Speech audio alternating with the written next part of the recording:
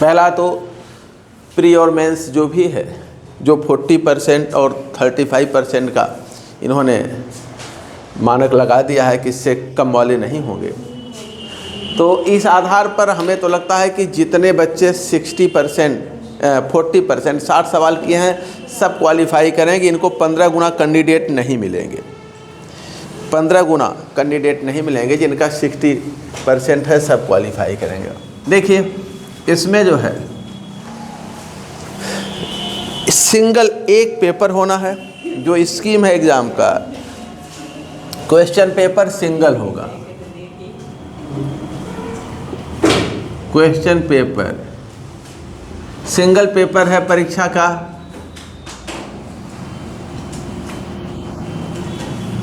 Single paper होगा, first second करके नहीं होगा। जैसे पीसीएस में होता है फर्स्ट सेकंड, एक में इनऑर्गेनिक रहता है, दूसरे में ऑर्गेनिक फिजिकल रहता है। इसमें ऐसा नहीं, इसमें सिंगल पेपर है।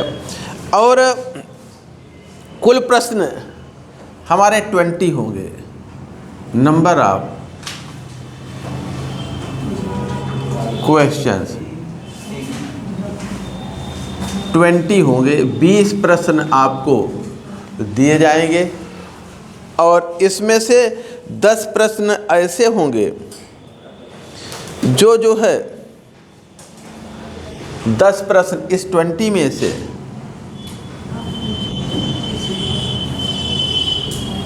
10 क्वेश्चन ऐसे होंगे जो 125 शब्द हमें लिखना है। इनके लिमिट जो है, शब्द की सीमा जो है, शब्द सीमा वर्ड लिमिट क्या है? 125 ना। 125 शब्दों में आपको इनके जवाब देने हैं। और जो मार्क्स अलॉटेड हैं 8 नंबर प्रति क्वेश्चन। मार्क्स अलॉटेड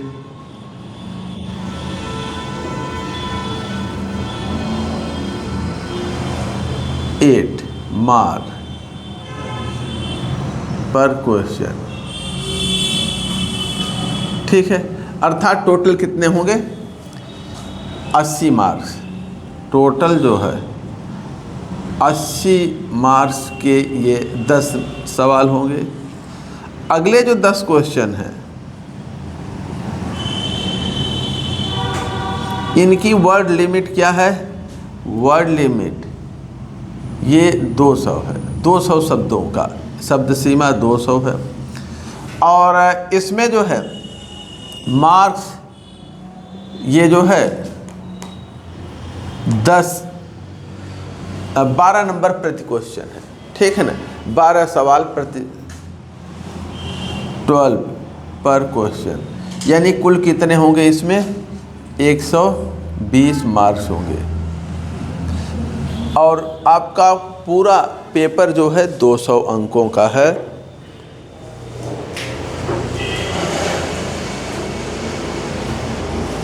खंड अ खंड ब करके होंगे। ठीक है, जो स्कीम है खंड अ में 10 क्वेश्चन होंगे और 8 नंबर के शब्द सीमा जो है पहले पार्ट में, पहले छोटे वाले सवाल होंगे। आपका पार्ट ए जो होगा पेपर में 2 पार्ट होंगे। पार्ट ए में क्वेश्चन कितने होंगे? 10। वर्ड लिमिट क्या होगी? 125। टोटल मार्क्स कितने होंगे? 80। ठीक है, यानी एक सवाल 8 नंबर का। इसी तरह से पार्ट बी में होगा।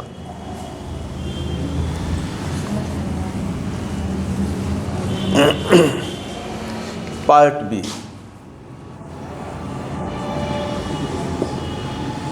इसमें क्वेश्चन 10, वर्ड लिमिट 200 की है। और जो क्वेश्चन जो टोटल मार्क्स होंगे, टोटल मार्क्स कितने होंगे? 120। ठीक है ना, 80 इधर और 120 इधर, टोटल जो है 200 मार्क्स होंगे। इसमें आपको कितना प्राप्त करना है? मिनिमम 40% क्वालिफाई करने के लिए। ठीक है, अब आते हैं, यहाँ समय हमारे पास 3 घंटे का है। टाइम लिमिट क्या है?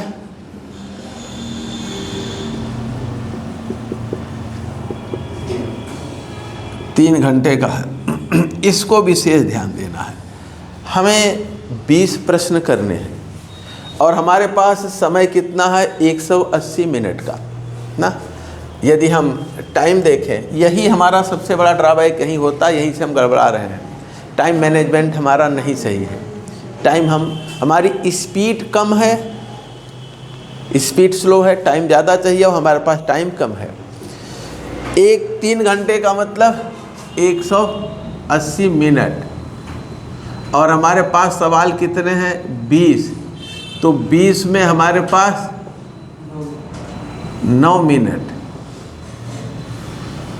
9 मिनट हमारे पास कुल समय है और सवाल मुझे इतने करने हैं। शब्द लिमिट भी है, ये नहीं कि 3 लाइन लिख दिए ना। एंट्रोपी क्या है डिफाइन करिए, आपने लिख दिया एंट्रोपी डिसऑर्डर है, बस हो गया 1 लाइन में डिफाइन। शब्द लिमिट आपको 125 लिखनी है कि नहीं? तो आपको शब्द लिमिट और 9 मिनट में जो 80 नंबर वाले सवाल हैं, और ये इसको हमें 6 मिनट में करना है। अगर टाइम का रेशियो देखें तो 80 मार्क्स वाले जो 10 सवाल हैं, पार्ट ए के जो 10 सवाल हैं, इसके लिए हम 6 मिनट पर क्वेश्चन लेंगे, और पार्ट बी वाले जो है 10 सवाल हैं, इसके लिए हम कितना 12 पर क्वेश्चन लेंगे। तो कितना हो जाएगा? 180 मिनट होगा। हमें क्योंकि इसका 1.5 गुना यहाँ लिखना है, बल्कि और देखिए यहाँ 125 है और यहाँ 200 शब्द है, तो इससे हमें ज़्यादा लगभग 2 गुना है। तो हमने 6-12 का रखा है। 6 मिनट में आपको 125 शब्द लिखने हैं, सही चीज़ें लिखनी है। ठीक है ना? अब कैसे हमें लिखना है ये देखना है। अब दूसरा ये है कि हम जब क्वेश्चन लिखेंगे तो शब्द कैसे गिनेंगे? जैसे जितने शब्द हम लिखते हैं 1 लाइन में, गिन गिन के तो लिखा नहीं जाएगा। ठीक है, कुछ परीक्षाओं में बॉक्स देते हैं, बॉक्स में आपको लिखना है, लेकिन यहाँ पर अपना आयोग ऐसा देता नहीं। मिटा दें। देखिए हमने कुछ परीक्षाओं में देखा है, बॉक्स देते हैं, शब्द लिमिट उसमें रहता है। कुछ कॉलेज में जो परीक्षाएं होती हैं, तो कुछ परीक्षाओं में हमने देखा है, मुख्य परीक्षा में वो इस प्रकार से बॉक्स देते हैं, लेकिन अपने यहाँ कमीशन में ऐसा नहीं है। ऐसे ये कॉपी है,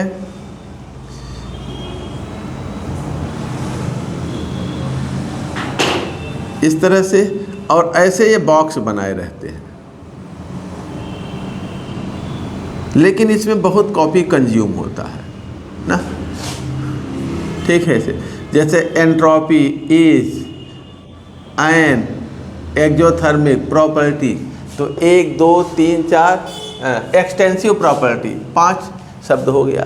लेकिन आपको यहाँ पर शब्द जो है इस तरह से बॉक्स करके नहीं आएंगे। आपको प्लेन कॉपी मिलता है और पेपर मिलता है, आपको लिखना रहता है। वैसे तो हर उस पे प्रश्न प्रिंट रहता है और एक क्वेश्चन पेपर अलग से पीछे लगा रहता है, लेकिन आपके पीसीएस के पेपर में, आपके पेपर में क्या स्कीम देते हैं, कैसे करते हैं?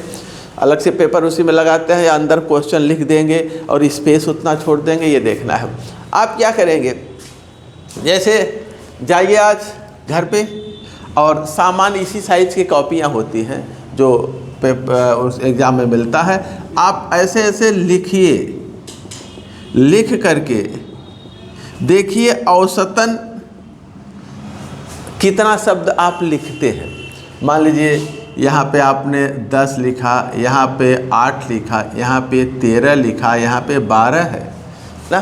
तो एक एक लाइन का तो हम जोड़ेंगे नहीं कि गिनेंगे, लेकिन 1 2 3 4 और चारों का जोड़ लें तो 18 2 20 30 40 43 43/3 4, अर्थात हम 10 शब्द लगभग औसतन 11 शब्द प्रति लाइन लिख रहे हैं। तो हम अंदाज के लिख लेते हैं, इतना है कि हमें इतना लिखना है, इतने शब्द इससे अधिक ना हो, इतना रहे, ठीक है ना। तो अंदाज के हमें लिखना है, ये नहीं है कि हम बहुत ज़्यादा एक एक करके गिनने लगे, ठीक है ना। हम अप्रॉक्स आप जब लिखेंगे अपनी कॉपी में तो आपको आइडिया लग जाता है कि एक लाइन में हम लगभग कितने शब्द, कुछ शब्द बड़े होते हैं, कुछ छोटे होते हैं, कहीं बड़ा शब्द लिखना हुआ, 1 2 बड़े शब्द आ गए तो कुल 8 शब्द हुआ, कहीं छोटे हैं तो 13 हो गया, 15 हो गया। तो औसतन हम एक पैराग्राफ लिख करके आप आइडिया ले लेंगे कि औसतन हम कि कितना शब्द लिखते हैं प्रति लाइन, एवरेज निकाल लेंगे तो आप इस हिसाब से शब्दों की संख्या गिनेंगे। शब्द लिमिट 125 की है तो 125 से ज़्यादा आपको नहीं लिखना है, उसके अंदर ही रहना है। कुछ कम हो जाते हैं तो कोई फर्क बहुत नहीं पड़ता है। अब आता है शब्द, आपके पास समय 6 मिनट में 125 शब्द लिखने हैं ना, 9 मिनट में 12 मिनट में आपको 200 शब्द लिखने हैं। लिख कर देखिए और राइटिंग की स्थिति देखिए क्या है, ठीक है ना। दूसरा यह है कि टाइम आपके पास बहुत कम है, सोच सोच के याद कर कर के लिखना हुआ तो फिर बड़ा मुश्किल होगा। हम लोग अब आते हैं, ये तो कुछ उससे जुड़ी बातें रहीं, अब आते हैं अपने सिलेबस पर। हमने आपको जो पढ़ाया है इसके पहले थ्योरी, वो थ्योरी आपकी सफिशिएंट है। जो थ्योरी आपको LT ग्रेड में दी गई है वो प्री और मेंस, जो थ्योरी दी गई है ये प्री और मेंस दोनों के लिए ये लिखाया गया है। इसमें अलग से आपको मेंस के लिए कोई थ्योरी पढ़नी नहीं है, अलग से कुछ नहीं जोड़ना है, जो लिखाया गया है वो पर्याप्त है, ठीक है ना। आपको उसी को तैयार करना है। क्वेश्चंस हम लोग करेंगे, क्वेश्चन के उत्तर लिखेंगे, उसको चेक करेंगे, देखते हैं कि कितने शब्द सीमा में है, क्या है। अच्छा, जैसे एक क्वेश्चन हम लोग सिलेबस वही उसी सिलेबस के अनुसार चलेंगे, ठीक है ना। आप जैसे पहला चैप्टर जो है, फिर दूसरा, तीसरा, चौथा जो सिलेबस में दिया उसी क्रम में चलेंगे, आगे पीछे नहीं जाएंगे। उससे एक समस्या होती है कि कुछ चैप्टर कई बार हो जाते हैं, कुछ चैप्टर एक भी बार नहीं होते, इसलिए हम सिलेबस के क्रम में चलेंगे। अब आते हैं, ज़्यादातर दिक्कत तब हो जाती है जब जो बच्चे देर से पढ़ने आते हैं तो वो सोचते हैं उनका जो हिस्सा कमज़ोर है वही पहले पढ़ा दिया जाए, सर इसको शुरू कर दिए, सर इसको शुरू कर दिए, ये कब पढ़ाएंगे, वो इस तरह की डिमांड करते हैं, तो फिर वो मामला वहीं पे डिस्टर्ब होता है। चलिए, हम लोग जो है हाइपर कॉन्जुगेशन, पहला चैप्टर आपके सिलेबस का हाइपर कॉन्जुगेशन, सिलेबस का जो पहला टॉपिक है वो है हाइपर कॉन्जुगेशन।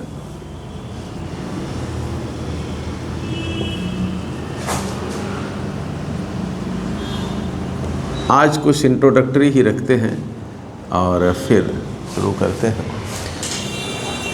हाइपर कॉन्जुगेशन में देखिए एक सवाल, ये ज़्यादातर अप्लाइड है, थ्योरेटिकल इसमें कम होता है, हमें एक्सप्लेन करने को आता है हाइपर कॉन्जुगेशन के आधार पर, एप्लीकेशन इसका ज़्यादा पूछा जाता है। एक क्वेश्चन देखिए, explain the concept of hyperconjugation.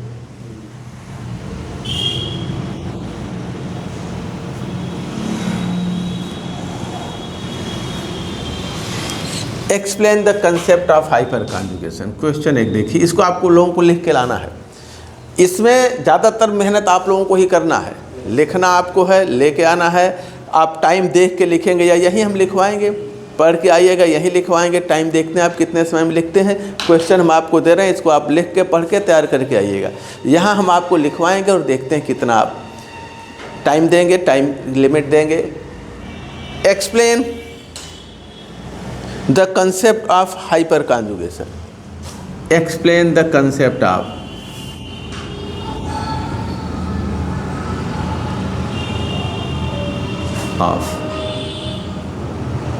Hyper conjugation. अब देखिए हाइपर कॉन्जुगेशन क्या है, 125 शब्द लिमिट में आपको आ जाएगा ये, ठीक है। आप जो फार्मूले बनाते हैं ना, रिजोनेटिंग स्ट्रक्चर बनाते हैं, 3-4 रिजोनेटिंग स्ट्रक्चर बनाए, सभी एक एक शब्द में गिने जाएंगे। रिएक्शंस लिखते हैं, जितने कम मॉलिक्यूल लिखते हैं सब एक शब्द में गिने जाएंगे। जैसे H2, आपने N2 लिखा, फिर H2 लिखा, अमोनिया बनाया तो अमोनिया, H2, N2 सब एक एक शब्द गिने जाते हैं। एंथैल्पी चेंज लिखा, डेल्टा H, सब एक एक शब्द में गिने जाते हैं, ठीक है ना। तो अब हम लोग इसको एक्सप्लेन कर लेंगे आगे। अगर इसमें बढ़ा दिया कि इंक्लूडिंग एक्सप्लेन इट्स मैकेनिज्म, अगला कर दिया explain mechanism of hyper conjugation, mechanism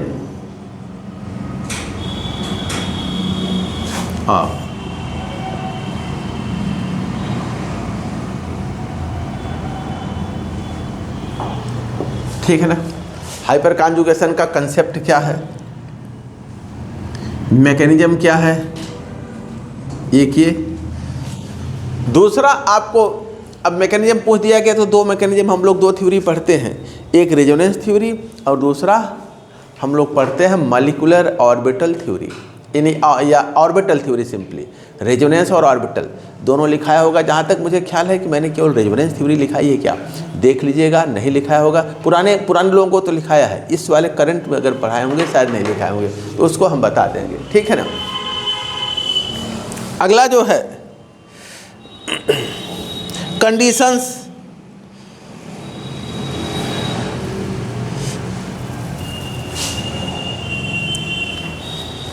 conditions for hyper conjugation,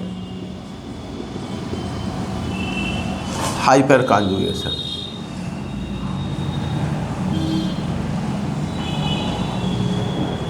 hyper conjugation कब हमें मिलता है, हाइपर कॉन्जुगेशन की शर्तें क्या हैं, कंसेप्ट हाइपर कॉन्जुगेशन का क्या है, ये आपको लिख के लाना है।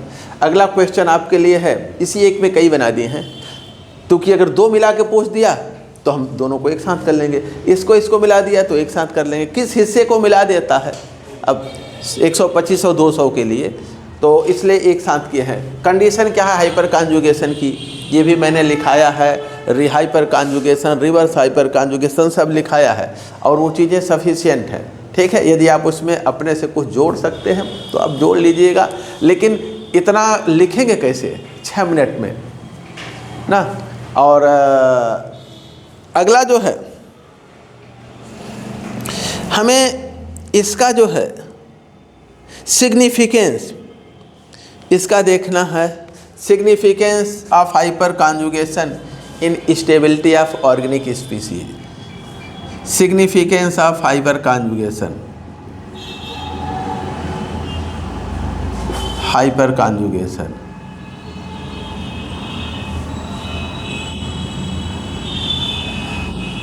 इन एक्सप्लेनिंग या in stability of organic species, of organic species.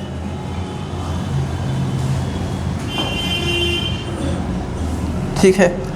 अब एक तो हमें दूसरा, तीसरा था कंडीशन, चौथा है हाइपर कॉन्जुगेशन का क्या महत्व है, सिग्निफिकेंस क्या महत्व है या क्या उपयोगिता है कार्बनिक यौगिकों के स्थायित्व की व्याख्या में। जैसे हम एल्कीन्स की स्टेबिलिटी को एक्सप्लेन करते हैं हाइपर कॉन्जुगेशन के आधार पर, कार्बोकैटायन है, कार्बेनायन है या फ्री रेडिकल्स हैं, इनकी स्टेबिलिटी को हम एक्सप्लेन करते हैं हाइपर कॉन्जुगेशन के आधार पर। तो किस प्रकार से हम इसको यूज करते हैं, कैसे एक्सप्लेन करते हैं, ये आपको बताना है। अगला जो है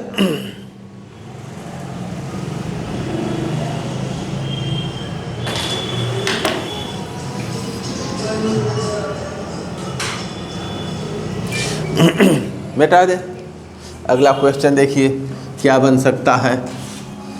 जैसे आपको कह दिया जाए कि एल्कीन, कार्बोकैटायन, फ्री रेडिकल्स, इनकी स्टेबिलिटी को एक्सप्लेन करिए हाइपर कॉन्जुगेशन के आधार पर सूटेबल एग्जाम्पल के साथ। अब आपको एग्जाम्पल भी लेने हैं, उनकी स्टेबिलिटी बतानी है। यदि आप जैसे एल्कीन है ना, तो कौन ज़्यादा स्टेबल है, कौन कम स्टेबल है, हाइपर कॉन्जुगेशन के आधार पर एक्सप्लेन करते हैं। और उस चीज़ को प्रमाणित करने के लिए हम उसका जो रिडक्शन की एनर्जी है ना, जो एंथैल्पी है रिडक्शन की, वो भी लेते हैं कि किसमें पाई बांड को रिड्यूस करते हैं तो कितनी एनर्जी निकलती है, जिसमें कम निकलेगी वो मोर स्टेबल होता है। ये सब लिखा है सब। अगला क्वेश्चन देखिए, explain the contribution of hyperconjugation in stability of.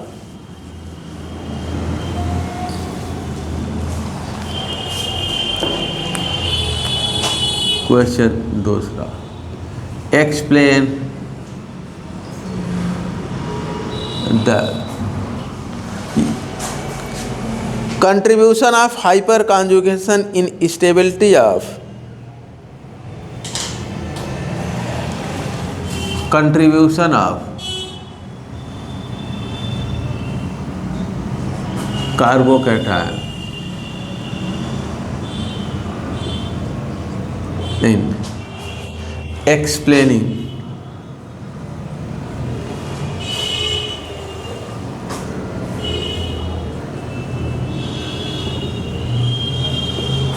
stability of alkenes, carbocation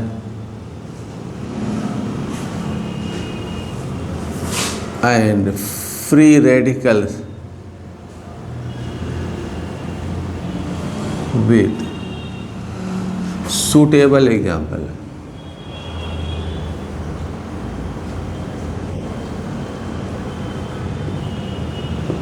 अब यहाँ पर एग्जाम्पल भी हमें देना है, एग्जाम्पल भी हमें देखना है यहाँ पर, ठीक है ना।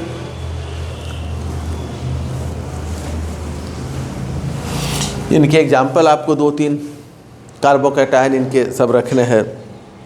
अगला है discuss the isotope effect in hyper conjugation. Question 3, हमें लगता है कि एक किसी पर्टिकुलर टॉपिक पे 4-5 प्रकार के क्वेश्चन देख लेंगे तो तैयार है। यदि लगता है कि कुछ अलग तरीके का पूछा तो उन्हीं में जो मैटर है उसी में से वो हो जाएगा। कुछ अलग तरीके से पूछा तो इन हम 3-4 सवालों के लिए जो स्टडी करेंगे उसी मैटर से हम अगले सवाल का उत्तर दे लेंगे।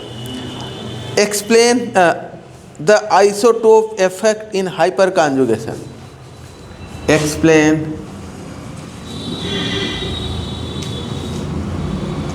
Isotope effect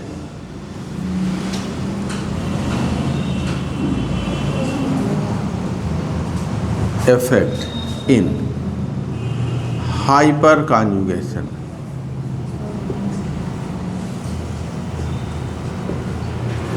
hyper conjugation, compare the stability of, compare the stability of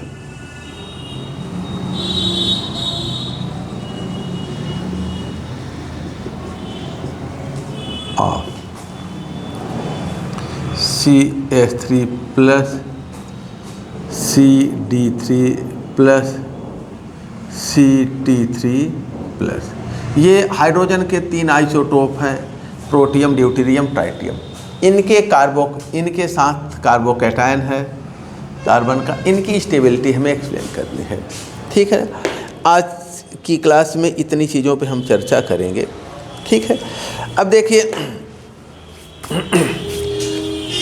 हम लिखाएंगे नहीं, सारी चीज़ें डिस्कस करेंगे, चर्चा करेंगे। आप लिख के लेके आएंगे, ठीक है ना। मैटर आपके पास है, रटेंगे, तैयार करेंगे, लिख करके ले आएंगे। उसी में हम लोग जब यहाँ चेक करेंगे, स्क्रीनिंग करेंगे, करेक्शन करेंगे, करेक्शन के बाद जो आपका एक नोट्स बन जाएगा वही आपका मैटर हो गया, वही आपका मैटर हो गया। उसी को आप एग्ज़ाम के लिए पढ़ेंगे, वो आपका स्वतः अपने आप तैयार हो जाएगा। हम उसमें कुछ पॉइंट जहाँ उचित होगा जोड़ा देंगे बस। और इसके लिए आप कोई प्लेन लाइन वाली कॉपी नहीं आती आयोग में, या तो प्लेन कॉपी ऐसा ले लीजिए और या तो पेज खरीद लीजिए, ठीक है ना। एक बंडल पेज ले लीजिए, 400-500 पन्ने होते हैं, पर्याप्त रहेगा, ठीक है। इसमें अगर आपने कुछ कट पीट हुआ, कुछ रफ हुआ, कोई मैटर सफिशिएंट इनसफिशिएंट हुआ तो पेज निकल नहीं पाएगा।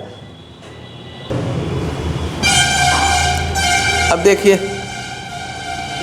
तो जैसे आप एक पन्ने में कट पीट किया, निकाला, उसी में पड़ा रहे तो अच्छा नहीं लगता, पढ़ने में ना, तो आप हमें बेहतर लगता है कि आप पेज खरीद लीजिए एक पैकेट, और जो पेज बेकार का होगा उसको अलग करके जो अच्छे और 1-2 पेज होंगे उसको हाइपर कॉन्जुगेशन के नाम पे स्टेपल कर लीजिए।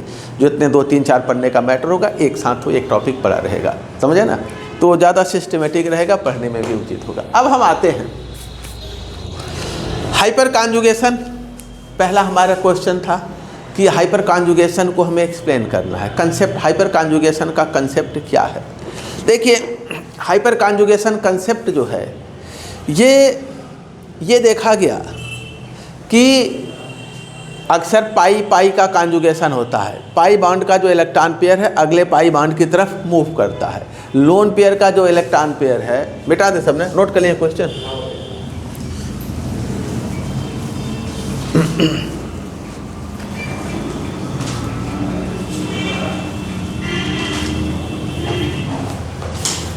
देखिए अगर जो है ये पाई बॉन्ड है,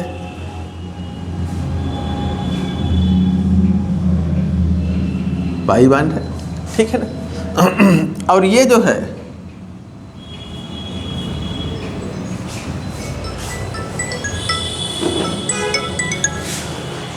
हेलो,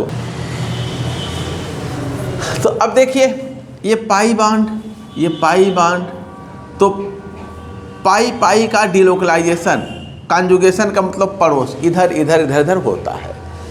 कहीं पे अगर लोन पेयर है तो ये लोन पेयर पाई बॉन्ड पे डिलोकलाइज होता है, ये भी हो जाता है, ठीक है ना। लेकिन हाइपर कॉन्जुगेशन में देखिए ऐसा पाया गया है कि न तो पाई बॉन्ड है, न तो कॉन्जुगेशन में यहाँ कोई पाई बॉन्ड नहीं है, कॉन्जुगेशन कोई लोन पेयर भी नहीं है, यहाँ एक सिग्मा बॉन्ड है ना। पाई बॉन्ड के कॉन्जुगेशन में, यहाँ पाई बॉन्ड के कॉन्जुगेशन में पाई बॉन्ड था, पाई बॉन्ड के कॉन्जुगेशन में लोन पेयर था, यहाँ पाई बॉन्ड के कॉन्जुगेशन में सिग्मा बॉन्ड है। तो ये देखा गया है, बेकर और नाथन नामक साइंटिस्टों ने सबसे पहले इसको देखा कि अगर पाई बॉन्ड के कॉन्जुगेशन में या पी ऑर्बिटल के कॉन्जुगेशन में वैकेंट पी ऑर्बिटल हो, अनहाइब्रिड पी ऑर्बिटल हो, ठीक है ना, जो फ्री रेडिकल वाले ऑर्बिटल होते हैं वो अनहाइब्रिड होते हैं। अनहाइब्रिड पी ऑर्बिटल है या पाई बॉन्ड, यहाँ पे भी पी ऑर्बिटल है, ये पाई बॉन्ड का ऑर्बिटल हाइब्रिडाइज नहीं होता, तो सिग्मा बॉन्ड और पी ऑर्बिटल आपस में या पाई बॉन्ड के ऑर्बिटल आपस में ओवरलैप करके अपना इलेक्ट्रॉन इसको देते रहते हैं। और इस प्रकार के कॉन्जुगेशन को, जहाँ पर पाई का पाई से नहीं, पाई का पी से नहीं, पाई का सिग्मा से जब कॉन्जुगेशन हो तब हम उसको क्या कहते हैं, हाइपर कॉन्जुगेशन, ठीक है ना। अति संयुग्मन, जैसे अति कर दिए, आम खाए ठीक है ना, कच्चा वाला खा गए, पक्का वाला खा गए, यार तो पत्ती और लकड़ी भी खा गया, अति कर दिए, है कि नहीं। जब इस तरह का हो, किसी चीज़ का नुकसान करना हो तो जितना चाहिए उससे ज़्यादा कर दें, या कोई कार्य करना हो, इतना करना था इतना कर देना चाहिए था, आप इतना भी कर डाले। हमने कहा केवल हाइपर कॉन्जुगेशन पढ़ के आना है, तो आप ढेर सारे और भी टॉपिक पढ़ के आ गए, अति कर दिए ना। किसी चीज़ का जब जो एक्सपेक्टेड है उससे ज़्यादा हो जाए, तो जब पाई का पाई से कॉन्जुगेशन है, लोन पी का पाई से कॉन्जुगेशन है, सिग्मा का पाई से कॉन्जुगेशन या पी से कॉन्जुगेशन हो जाए, तब हम इसको हाइपर कॉन्जुगेशन कहते हैं। तो हाइपर कॉन्जुगेशन में क्या होता है, डिलोकलाइजेशन होता है इलेक्ट्रॉन का। जिस प्रकार से इंडक्टिव इफेक्ट में क्या होता है, इलेक्ट्रॉन का डिलोकलाइजेशन किसी एक साइड में, ठीक है। तो जिस प्रकार से इंडक्टिव इफेक्ट का डिलोकलाइजेशन होता है, उसी प्रकार से हाइपर कॉन्जुगेशन में भी इलेक्ट्रॉन का डिलोकलाइजेशन होता है। परमानेंट इफेक्ट है ये, किसी एक तरफ, किसी एक साइड में इलेक्ट्रॉन का परमानेंट डिस्प्लेसमेंट, ठीक है, इंडक्टिव इफेक्ट की तरह क्या कहलाता है, हाइपर कॉन्जुगेशन।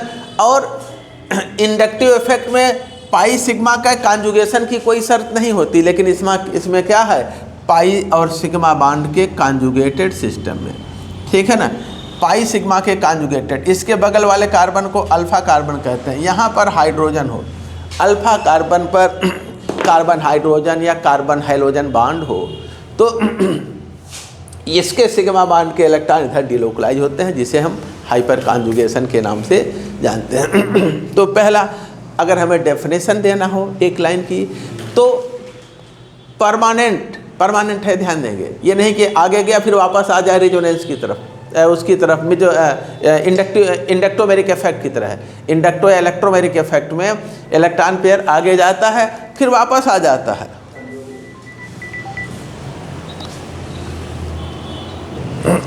तो देखिए,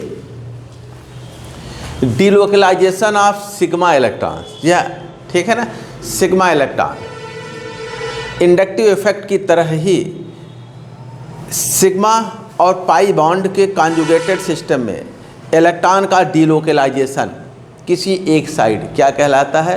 हाइपर कॉन्जुगेशन। फिर से ध्यान दें, delocalisation of electron in a conjugated system of sigma and pi, sigma pi conjugated system में क्या कहलाता है? Hyper conjugation. हाइपर कॉन्जुगेशन के कंसेप्ट को सबसे पहले किसने देखा था? बेकर और नाथन ने, इसलिए हम इसको बेकर नाथन इफेक्ट के नाम से जानते हैं। इसमें रेजोनेंस थ्योरी के अनुसार अगर हम देखें, रेजोनेंस थ्योरी के अनुसार इलेक्ट्रॉन का जब डिलोकलाइजेशन होता है तो ये जो है सिग्मा और ये पाई, तो ये इसका पाई का एक पाई बॉन्डिंग होता है, पाई एंटी बॉन्डिंग। तो पाई बॉन्डिंग में तो दो इलेक्ट्रॉन होते हैं, भरा होता है, ये खाली होता है। तो ये जो है पाई एंटी बॉन्डिंग में अपना इलेक्ट्रॉन पेयर रिसीव कराता है, ठीक है ना। और जब ये इधर रिसीव होता है तो ये बॉन्ड क्या करता है? ब्रेक कर जाता है, बॉन्ड ब्रेक कर जाएगा, ठीक है। या बॉन्डिंग में दो इलेक्ट्रॉन है, जब दो इलेक्ट्रॉन एंटी बॉन्डिंग में आने लगेंगे तो ये पाई बॉन्ड ब्रेक कर जाता है, तो बॉन्ड ऑर्डर 0 हो जाएगा, दो बॉन्डिंग में दो एंटी बॉन्डिंग में। तो जब ये इलेक्ट्रॉन पेयर डिलोकलाइज होते हैं sigma pi anti bonding orbital में, तो बॉन्ड ब्रेक करता है आंशिक रूप से या पूर्ण रूप से, इसलिए हम इसको नो बॉन्ड रेजोनेंस भी कहते हैं, ठीक है ना, नो बॉन्ड रेजोनेंस। अगला, सिग्मा और पाई बॉन्ड के ऑर्बिटल इन्वॉल्व हैं इस प्रकार के डिलोकलाइजेशन में, इसलिए हम इसको सिग्मा पाई रेजोनेंस भी कहते हैं। हाइपर कॉन्जुगेशन में इलेक्ट्रॉन क्लाउड आगे की तरफ डिलोकलाइज होता है, रिवर्स हाइपर कॉन्जुगेशन में पीछे की तरफ। रिवर्स हाइपर कॉन्जुगेशन तब मिलता है जब यहाँ हाइड्रोजन्स जुड़े हों, फ्लोरीन क्लोरीन जुड़े हों। अगर यहाँ क्लोरीन जुड़ा है तब ये रिवर्स हाइपर कॉन्जुगेशन की प्रक्रिया होती है। रिवर्स का मतलब इलेक्ट्रॉन पेयर जो है, अब यहाँ पर देखिए हाइपर कॉन्जुगेशन में क्या हुआ? सिग्मा का डोनेशन पाई एंटी बॉन्डिंग में, यहाँ पर क्या हुआ? पाई का डोनेशन सिग्मा एंटी बॉन्डिंग में, उल्टा हो रहा है, पाई का सिग्मा एंटी बॉन्डिंग में। इसको हम रिवर्स हाइपर कॉन्जुगेशन कहते हैं। इन चीज़ों को बहुत क्लियर कट लिखिएगा। हाइपर कॉन्जुगेशन में इलेक्ट्रॉन पेयर कहाँ से किस ऑर्बिटल से किस में जाते हैं, रिवर्स हाइपर कॉन्जुगेशन में किधर से किधर जाते हैं। नेक्स्ट, हाइपर कॉन्जुगेशन को एक्सप्लेन करने के लिए हम दो थ्योरी देते हैं, एक तो रेजोनेंस थ्योरी और दूसरा ऑर्बिटल थ्योरी। रेजोनेंस थ्योरी तो ये हमने बताया है, ये आपको लिखा है। ऑर्बिटल थ्योरी अगर नहीं लिखाया होगा तो हल्का सा हिंट देख लीजिए, इस वाले में शायद नहीं लिखा है, पुराने बैचेज में लिखाए हैं।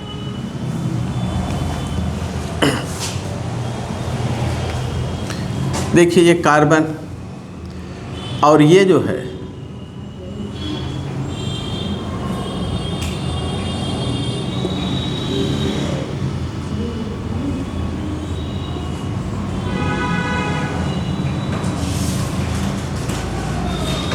ये पाई बॉन्ड, ये सिग्मा बॉन्ड ना, ये आपस में ओवरलैप किए हैं और ये इसके साथ ओवरलैप किया है, इससे नहीं। लेकिन हाइपर कॉन्जुगेशन क्या होता है? ये इसके साथ ओवरलैप करने लगता है, ये इसके साथ ओवरलैप करने लगे, ठीक है, और ओवरलैप करके इस प्रकार से बना दे। एक जो है इलेक्ट्रॉन क्लाउड, ये पूरा जो इलेक्ट्रॉन है ना पूरा यहाँ तक फैला रहता है इस प्रकार से,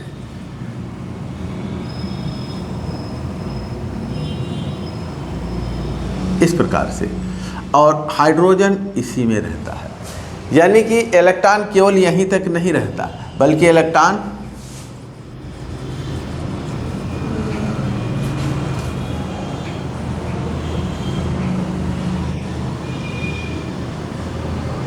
इस प्रकार से इलेक्ट्रॉन क्लाउड जो है ये तीनों कार्बनों पर फैला रहता है और हाइड्रोजन इसमें, ये यहाँ तक इलेक्ट्रॉन जाते रहते हैं।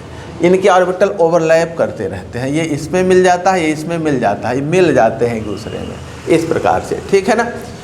और डायग्राम भी इस प्रकार का बनवाया होगा, अगर नहीं बनवाया होगा तो बनवा देंगे, आप लोगों के पास होगा, आपके पास तो होगा, नहीं करा है? अच्छा, ऑर्बिटल एक तो देखिए हाइपर कॉन्जुगेशन की थ्योरी में, थ्योरी ऑफ हाइपर कॉन्जुगेशन, इसमें दो थ्योरी हम लोग पढ़ते हैं, एक तो रेजोनेंस थ्योरी और दूसरा जो है ऑर्बिटल थ्योरी। रेजोनेंस थ्योरी और दूसरा orbital theory.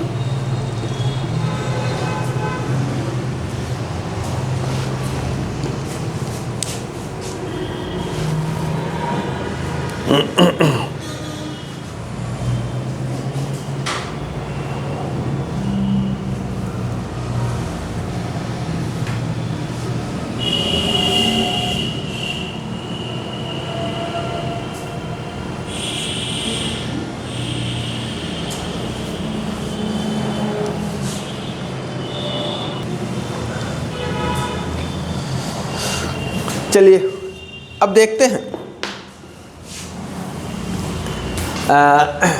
Next hyper conjugation का एप्लीकेशन हमें देखना है। ये दोनों थ्योरी तैयार करनी है।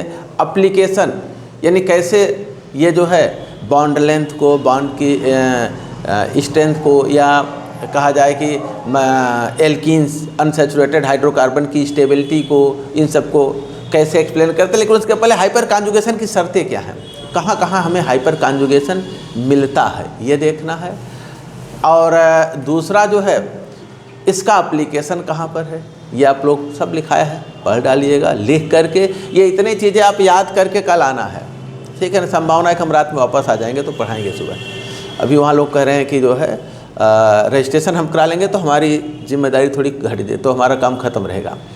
तो अगर रजिस्ट्रेशन के बाद हमारा काम ख़त्म है तो हम आ जाएंगे। तो अभी कुछ आप जब तक मैसेज नहीं करेंगे कुछ निर्णय आप लोग नहीं लीजिएगा, तैयार करके और लिख करके बढ़िया सा। आप स्पीड लिमिट हम यहाँ चेक करेंगे, आप तैयार करके रट करके और अपने से स्पीड लिमिट चेक करके आइएगा, हम लिखवाएंगे, ठीक है। इन्हीं में से कोई एक क्वेश्चन देंगे, आपको यहाँ लिखना है, ठीक है।